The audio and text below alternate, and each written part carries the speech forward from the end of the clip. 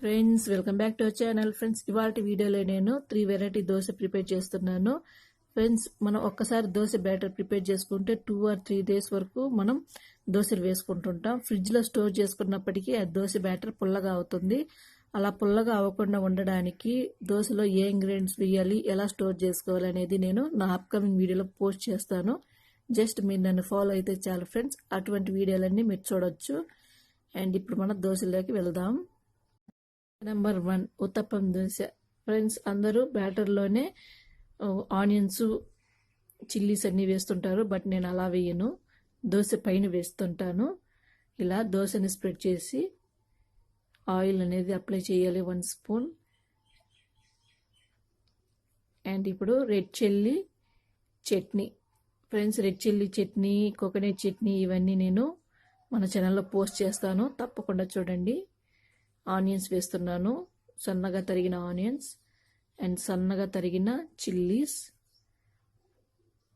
పుదీనా వేసి నేను దీన్ని ఇలా క్లోజ్ చేసి జస్ట్ ఒక 1/2 minute వరకు అలా ఫ్రై చేసుకొని ఇప్పుడు సర్వ్ ప్లేట్లోకి సర్వ్ చేసుకుందాం.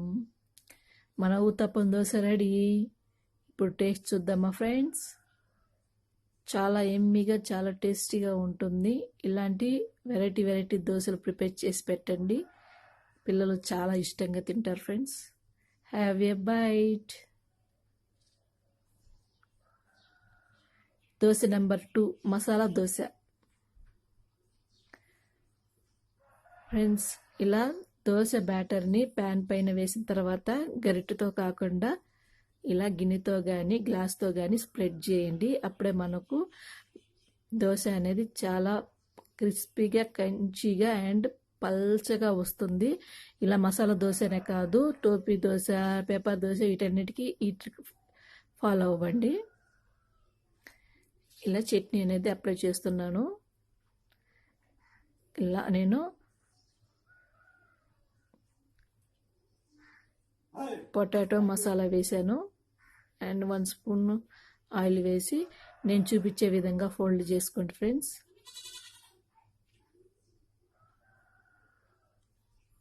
అంతే సింపుల్, ఎంతో ఈజీగా మన మసాలా దోశ రెడీ. ఫ్రెండ్స్, చాలా టేస్టీగా ఉంటుంది మసాలా దోశ అనేది. ఈ మసాలా అన్నీ నేను మన అప్కమింగ్ వీడియోలో పోస్ట్ చేస్తాను. డోంట్ వరీ ఫ్రెండ్స్, నన్ను ఫాలో అవ్వండి చాలు. Have a bite my friends.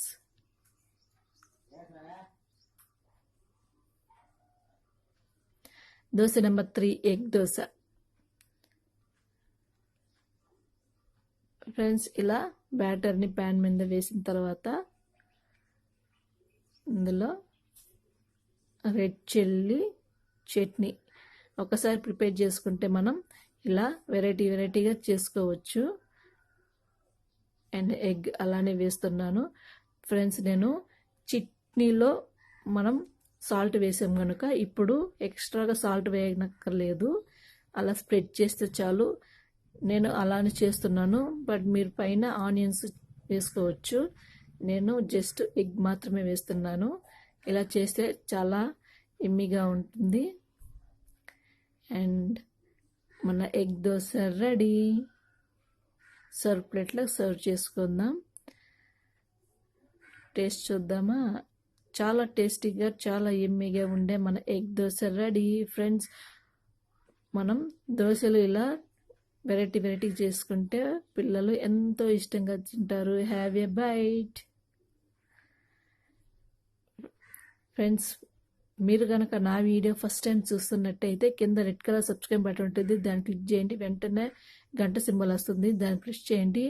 అలా కనుక మీరు చేస్తే నా వీడియో నోటిఫికేషన్ మీ దాకా వస్తుంది. అప్పుడు మీరు నా వీడియో ఫస్ట్ చూడొచ్చు. And thanks for